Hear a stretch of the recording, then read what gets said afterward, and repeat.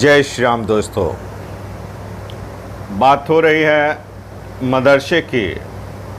आसाम में वहाँ का शिक्षा मंत्री डॉक्टर हेमंत बिश्व शर्मा ने ऐलान कर दिया है कि नवंबर माह से जितने मदरसे हैं उसको बंद कर दिया जाएगा। हम चाहते हैं कि इसी तरह का फैसला प्रत्येक राज्य और पूरे देश में लागू हो। बात ऐसा है कि मदरसों में आतंकवाद छोड़ करके रेडिकलाइज की शिक्षा के अलावा और कुछ नहीं दिए जाती है। जितने भी आतंकवादी आप देखते हैं, अक्सर देखते हैं, तो वो मदरसों से शिक्षा लेकर के आपका आतंकवादी बनते हैं। लेकिन कोई भी ऐसा नहीं है कि सिर्फ मदरसों को लेकर के ही वहाँ पे फैसला हुआ है। फैसला तो ये भी हुआ है कि वहाँ के संस्कृत माध्यम से संस्कृत में जो शिक्षा दी जाती थी उसके ऊपर भी रोक लगा दी जाएगी नवंबर महीने से।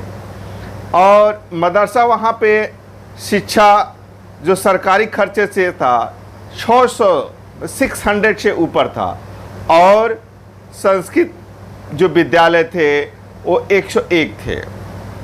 तो देखा जाए तो आसाम सरकार का जो फैसला है वो बहुत ही सराहनीय है, क्योंकि सरकारी खर्चे पर धर्म की, कुरान की शिक्षा देना और अन्य धर्मों के प्रति नफरत फैलाना, इस तरह की शिक्षा मदरसों में दी जाती है। और अक्सर यह देखा जाता है कि मदरसे में क्या क्या होता है।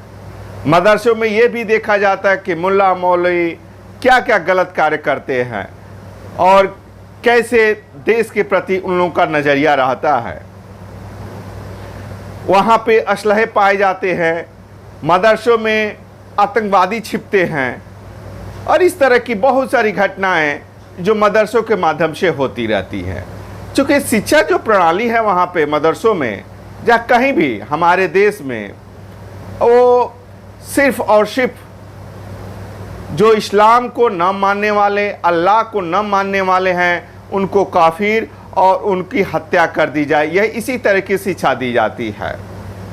लेकिन हम लोग के संस्कृत में जो वेद कुलम है, जो वेद के बारे में पढ़ाया जाता है, जो आचार्य कुलम, जो इस तरह की संस्कृति स्कूल होती हैं, उसमें इस तरह की कोई भी घटनाएं, चाहे कोई भी देश विरोधी घटनाएं नहीं घटती है। कोई भी आज तक कि ये बंदा संस्कृत विद्यालय से पढ़ा है, ये आतंकवादी बन गया है, इस तरह की कोई भी घटना, एक घटना नहीं दिखाई जा सकती है। लेकिन मदरसों से पढ़े हुए विद्यार्थी निकलते हैं और आतंकवादी बनते हैं। अधिकांश, हम सभी मदरसों की बात नहीं कर रहे, लेकिन अधिकांश मदरसे हैं जो जहाँ पे ये धार्मिक शिक्षा तो दी जाती है और देश विरोधी भावनाएं भी बच्चों को सिखाई जाती है। तो इस तरह की शिक्षा प्रणाली से क्या मतलब होगा? इस तरह की शिक्षा प्रणाली बंद कर देना ही देश के लिए, राष्ट्र के लिए और समाज के लिए उचित रहता है। इसीलिए डॉक्टर हेमंत बिश्व शर्मा ने, जो आसाम के शिक्षा मंत्री हैं, उन्होंने घोषणा कर दी है कि इस तरह की शिक्षा आसाम में नहीं दी जाएगी। हम चाहते हैं कि इसी तरह का घोषणा प्रत्येक प्रादेशिक सरकार, प्रत्येक स्टेट गवर्नमेंट ये अपने यहाँ घोषणा करे।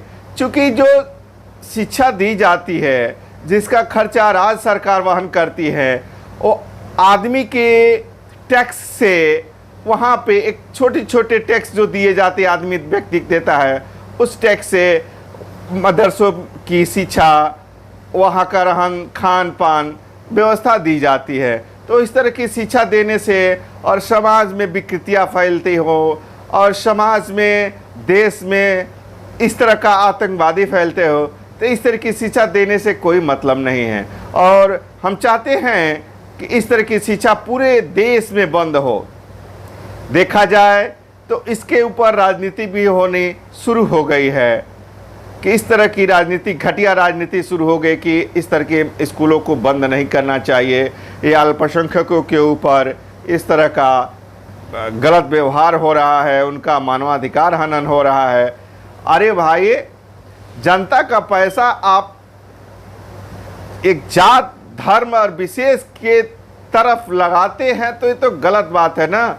हमारा देश धर्मनिरपेक्ष है, तो इसमें गीता क्यों नहीं पढ़ाई जाए, कुरान बाइबल क्यों नहीं पढ़ाई जाए, अन्य धर्म को क्यों शिक्षा नहीं दी जाए। सिर्फ मुसलमानों को खुश करने के लिए इस तरह की शिक्षा प्रणाली, और जो देश के लिए नुकसानदायक है, वो क्या ज़रूरत है।